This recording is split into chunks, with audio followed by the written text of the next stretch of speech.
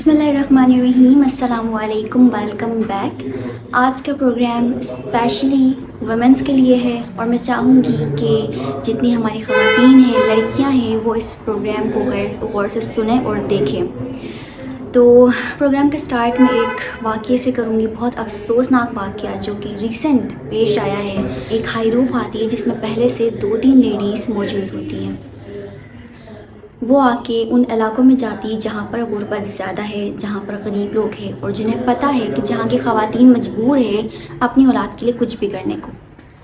तो इस इलाके में जाके उन ख़वातीन से कहते हैं कि एक जगह है, वहाँ पर राशन मिल रहा है, अगर आपको चाहिए तो हमारे साथ चलें, ये ख़वातीन भी जा रही हैं। तो अब जो वहाँ की ख़वातीन है वो तो जाहिर सी बात है, अपनी औलाद को औरत कुछ भी करने को तैयार होती हैं, तो वो गई हैं उनके साथ गाड़ी में। अब उसके बाद उन जो लेडीज़ 2-3 लेडीज़ को वहाँ से जमा करके लेके गए। उन ख़वातीनों का फिर कोई अता पता नहीं होता। उसके बाद अगले दिन मैयत मिलती है कराची के इलाके सहराब कोट से, जहाँ पर पता चलता है कि ये वही ख़वातीन है जिन्हें वो हाईरूफ लेके गई थी राशन के नाम पे। जब उस मैयत को लाया जाता है, देखा जाता है, तो पता चलता है कि उनके जो पेट वगैरह, मुँह वगैरह काट के उनके जितने भी जो किडनी और गॉल ब्लैडर वो सब निकाल के उसे स्टिच किया हुआ था। इवन मेरे पास पिक्चर भी है, बट आई डोंट थिंक कि मुझे शेयर करनी चाहिए, बिकॉज़ जब मैंने देखा तो मैं बहुत डर गई थी। और आपको अंदाज़ा हो गया होगा कि इस दौर में जीना कितना मुश्किल है, और जो आगे आने वाला दौर है वो हम लड़कियों के लिए, हम ख़वातीनों के लिए इससे भी बदतरीन होने वाला है। इसलिए बहुत ज़रूरी है कि हम अपने सेल्फ़ डिफेंस पे वर्क करें, अपने आप को महफूज रखें। और वो हम कैसे करेंगे, कैसे कर सकते हैं, क्या करना चाहिए, वो आज हम इसी प्रोग्राम में जानेंगे। हमारे साथ रहिएगा एंड तक। तो हमारे साथ बहुत रिस्पेक्टेड गेस्ट हमारे मौजूद है, मास्टर सुकरात फ़ारूकी, जो कि मार्शल आर्ट्स के ऑनर प्रेसिडेंट है और कराची में first shooting target shooting club उन्होंने ओपन किया है, उसके भी ऑनर हैं। तो आइए हम उनसे मिलते हैं और इसी टॉपिक पे हम डिस्कस करते हैं। जी नाज़रीन, तो हम सर को वेलकम करते हैं। अस्सलाम वालेकुम सर, कैसे हैं आप? अल्हम्दुलिल्लाह। बहुत बहुत शुक्रिया, आपने टाइम दिया मुझे अपनी कीमती वक्त में से थोड़ा सा। तो सर आपसे मैंने वाक़या शेयर किया था कि क्या वाक़या हुआ, तो इस बारे में आप क्या कहना चाहेंगे? अच्छा, लेडीज़ के सेल्फ डिफेंस के हवाले से आपने वाक़या शेयर किया था। बिल्कुल। तो आजकल वाकई हालात इतने ख़राब हैं कि अगर कोई किसी के साथ कोई मिसहैप होता है तो जब उसको कुछ पता नहीं होगा, ट्रेन नहीं होगा, तो उसको पता नहीं होगा उसको कैसे ओवरकम करना है, कैसे काबू करना है इस हालत पे। तो अगर आपने बेयर हैंड सेल्फ डिफेंस यानी कि खाली हाथ सेल्फ डिफेंस सीखा हुआ है तो ज़ाहिर है आप अपना कुछ ना कुछ दफ़ा कर सकते हैं, चाहे आपके सामने कोई पिस्टल लेकर आ जाए, चाहे आपके सामने कोई और हथियार लेकर आ जाए, तो आपको पता होगा कि किस टेक्निक से करना है। क्योंकि जो मार्शल आर्ट के सेल्फ डिफेंस होते हैं वो एक्चुअली ये होता है कि कमज़ोर लोग अपने से ताकतवर को कैसे ज़ेर कर सकते हैं, टेक्निक्स होती हैं। ताकत का मुजाहरा नहीं होता, टेक्निक होती है। तो बेयर हैंड सेल्फ डिफेंस भी आना चाहिए। दूसरे हम जो शूटिंग क्लब है हमारा, इस हवाले से हम शूटिंग सिखाते हैं। शूटिंग हम सिखाते तो हम एयर राइफ़ल, एयर पिस्टल और CO2 सेमी ऑटोमेटिक पिस्टल होती है, जो देखने में बिल्कुल असली जैसी होती है, वर्किंग उसकी असली वेपन की तरह होती है, लेकिन उसमें बुलेट नहीं होती, उसमें गैस सिलेंडर से चलती है और पैलेट होते हैं। तो उस पर हम ट्रेनिंग देते हैं, तो वो गर्ल्स को ट्रेनिंग लेनी चाहिए ख़ास तौर पे। तो आपके मार्शल आर्ट्स में जो है क्या क्या आप सिखाते हैं सेल्फ डिफेंस के लिए लड़कियों को? अच्छा, एक तो हमारा पैटर्न होता है डिफरेंट, एक होता है टाइकोंडो। टाइकोंडो एक तरह का स्पोर्ट्स फाइटिंग है। उसमें होता है जी आपने यहाँ हमारा 2 पॉइंट्स फेस पे लगा, 3 पॉइंट टर्निंग करके किया तो 5 पॉइंट, वो सिर्फ एक स्पोर्ट्स के तौर पे सही है। इसके अलावा जब आप सेल्फ डिफेंस होता है उसमें फ्री फॉर ऑल आप कहीं भी मार सकते हैं। टाइकोंडो में रूल रेगुलेशन है जी, आप बेल्ट से नीचे किक नहीं मारेंगे, फेस पे पंच नहीं मारेंगे।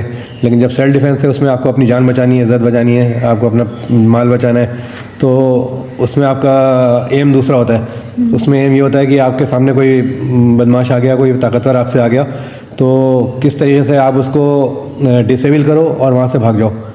सही है, वहाँ पे आपको कुश्ती नहीं लड़नी किसी बदमाश से। और हर इंसान के जिसमें अल्लाह ने बहुत सारे हथियार भी दिए हैं। सही है, अब आपको नहीं पता आपके हाथ में कितने हथियार हैं। आपके हाथ में आपका ये पंच हथियार है, आपका ये पाम हथियार है, ये हथियार है। आपको कौन से हथियार को कहाँ पे यूज़ करना है, जो बॉडी के कौन से वीक पॉइंट पे, कौन सा आपको हाथों में, पैरों में, हाथ आपका बिल्कुल नीचे किसी आप कम जगह पे, तो आपका ये एल्बो है, एल्बो आपका हथियार है। हाथ भी बांध दिया, आपके पैर भी ऐसे हो गए तो आपका ये हेड हथियार है, 4 हेड हथियार है, आपने ये मार दिया तो उस हथियारों को आपको यूज़ कैसे करना है, इंसान ज़ाहिर अशरफुल मखलूक़ात है, अल्लाह ने बहुत सारे हथियार उसको दिए हैं, सिर्फ उसको बताना है कि आपके पास ये हथियार है और उसको इन वीक जगहों पे आप यूज़ कर सकते हो। और कराची में रहते हुए तो ये सारी चीज़ें हमें पता होनी चाहिए। कराची तो ख़ास तौर पे मतलब मुल्क में भी हालात ख़राब हैं, कराची के अंदर तो जन्नत समझ लें, डाकुओं ने अपनी जन्नत बना ली है। ये बताएं कि कितना ज़रूरी है लड़कियों का सीखना, क्योंकि लोग कहते हैं ना कि क्या करेगी ये बंदूक रख के, और आजकल ये बहुत सुनने को मिला है। जब मैंने पहले एक दफ़ा पॉडकास्ट किया तो उसमें बहुत सुनने को मिला था कि अब लड़कियां भी लेके घूमेंगी क्या, इस तरह से। तो अब देखें बातें करने वाले जो है बहुत बातें कर रहे होते हैं, जब तक उनके साथ कुछ हुआ नहीं होता। जब किसी के साथ हुआ होता है ना कुछ, या किसी ने अपने साथ नहीं हुआ तो सामने देखा होता है, तो वो फिर सारे काम छोड़ के बोलता है नहीं भाई पहले मुझे अपनी जान बचानी है, अपना डिफेंस करना है। तो लड़की हो या लड़का हो, औरत हो, किसी भी एज की या मर्द हो, तो उसको ये मार्शल आर्ट आना चाहिए। ये तो दीन के अंदर भी हमारे है इस्लाम में। और ये बड़ी मुझे अफसोस होता है, हैरत भी होती है कि बाहर के मुल्कों में आप जाएं तो बाहर के मुल्कों में तो मस्ट है आपको कि सीखें। कोरिया चले जाएँ, वहाँ पे मार्शल आर्ट सीखना मस्ट है।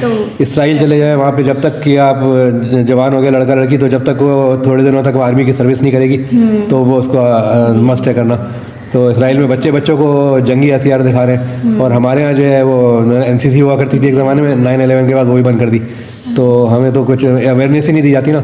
और इसलिए भी सीखना ज़रूरी है कि अगर घर में कभी आ जाए डाकू, आपके पास तो लाइसेंस वेपन नहीं रखेंगे, जाहिर घर में जो एक शरीफ आदमी लाइसेंस वेपन रखेगा, इलीगल तो रखने का सोचेगा भी नहीं। तो अब आपने इलीगल रखा हुआ है, तो अब जब तक आप सोचेंगे कि क्या करना है, सामने वाला तो मारने आ रहा है ना आपको, तो आपको इतना फास्ट रिएक्ट करना पड़ता है। तो वो चीज़ आपको हम सिखाते हैं। हम सिखाते हैं कि अगर आपने घर में रखा हुआ है तो कैसे उसको निकाल के कैसे लोड करें, कैसे लोड लेके चलते हुए जाएं।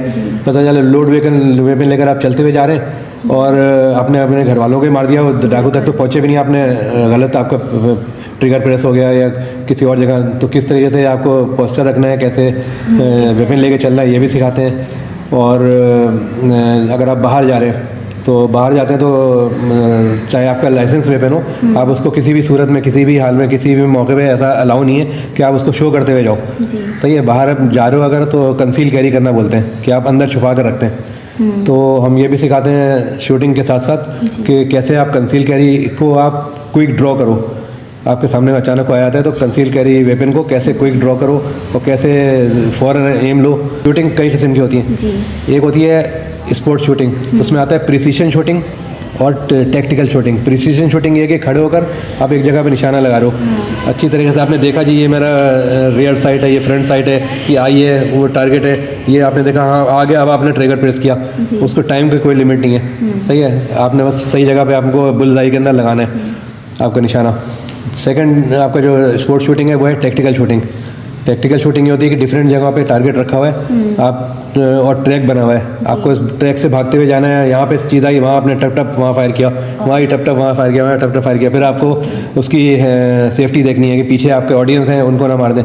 तो ये एक स्पोर्ट्स शूटिंग है, उसमें रूल रेगुलेशन है, गलत किया DQ हो जाता है। तो वो सारी चीज़ें हम सिखा रहे होते हैं। तो सारी चीज़ें जो मैं असल में फोर्सेस में मार्शल आर्ट सिखाता था, तो वहाँ पे फोर्सेस से मैंने सीखा है, SSU से, रेंजर से और कुछ आर्मी वालों से भी।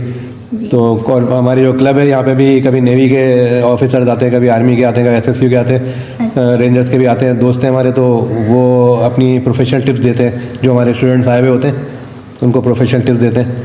अच्छा सर, आपके पास किस तरह के, किस किस्म के लोग आते हैं और किस मकसद से आते हैं वो? अच्छा, ये भी आपने अच्छा सवाल किया। जब से मैंने क्लब खोला तो ज़ाहिर है फेसबुक पेज देखकर मेरा या वेबसाइट देखकर, कोई ऐड वगैरह देखकर 3 किस्म के लोग आते हैं। एक तो मेरा मकसद तो ये है कि हम स्पोर्ट्स शूटिंग सिखाएं, ओलंपिक स्पोर्ट्स, और फिर हमने यहाँ से टीम तैयार करके हम ले जाएं, पाकिस्तान का नाम रोशन करें। सही है, इस मकसद के लिए जो हम देते हैं ना, इसमें सिर्फ 30% लोग जो आते हैं ना वो आते हैं इसमें ये स्पोर्ट्स में आने के लिए। 70% लोग जो आते हैं ना वो आते हैं, कहते हैं जी वो हमें तो असली फायरिंग करा दो, फायरिंग करा दो। मैंने बोला भाई हमने कोई वो पूरे शहर को फायरिंग कराने का ठेका नहीं लिया हुआ है, तो आपको करनी है आप जाओ रेंजेस पे जाके मेंबरशिप लो, वहाँ पे लाखों रुपए की मेंबरशिप है। तो हम लोग मेंबर हैं, हम जाते हैं रेंज पे भी, लेकिन हम हर किसी को लेके नहीं जाते। ज़ाहिर है ये हमारे पास बड़ी रिस्पॉन्सिबिलिटी है, हम मेंबर हैं तो हम हर किसी को रेंज पे लेकर नहीं जा सकते, फोर्सेस की रेंज है। चंद लोग ऐसे आते हैं कि हाँ भाई लाइसेंस एक ज़माने से लिया हुआ है और बस लेकर पैक करके रखा हुआ है, तो हमें चलाना नहीं आता तो सिखा दो। तो वो फिर उनको वेपन हैंडलिंग, सेफ्टी वगैरह हम सिखाते हैं उनको।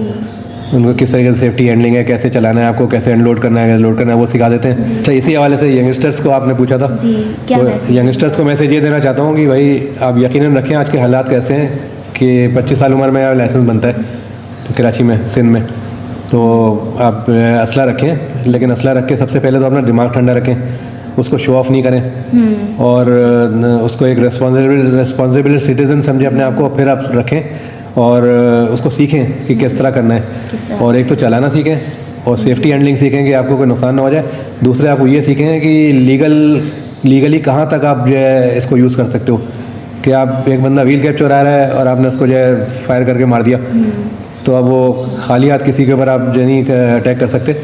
जब आप देखें सामने वाले ने भी कोई डाकू आया है, वो भी असला लेकर आया है, वो भी आपको मार सकता है, आपको अपनी जान का ख़तरा है, थ्रेट है, इस लेवल का थ्रेट है, तो फिर आप ये उसको इस्तेमाल कर सकते हो असले को। हालात में अपने और अपने घर वालों का ख्याल रखें, इसके लिए बहुत ज़रूरी कि आप सेल्फ़ डिफेंस पे वर्क करें, और क्योंकि आपको पता है हमारी गवर्नमेंट कुछ नहीं करेगी, हमें ख़ुद करना पड़ेगा ये सब अपने लिए। तो बहुत बहुत शुक्रिया सर, आपने हमें टाइम दिया और आपने इतनी सारी इन्फॉर्मेशन, इतना नॉलेज मुझे दी, और इंशाल्लाह मैं भी सीखूँगी। Thank you so much again, and I hope guys, thank you, I hope guys आप लोगों को आज का प्रोग्राम अच्छा लगा होगा। इनके फेसबुक का और यूट्यूब आपने कहा, यूट्यूब चैनल भी है, यूट्यूब पे आप प्रिंस मार्शल आर्ट लिखेंगे जी, फेसबुक पे आप prince martial art, prince taekwondo, prince target shooting club लिखेंगे आप, उसका लिंक मैं आपको डिस्क्रिप्शन में दे दूँगी, तो आप वहाँ पे जाके इनसे कांटेक्ट कर सकते हैं। And thank you so much, अल्लाह हाफिज़।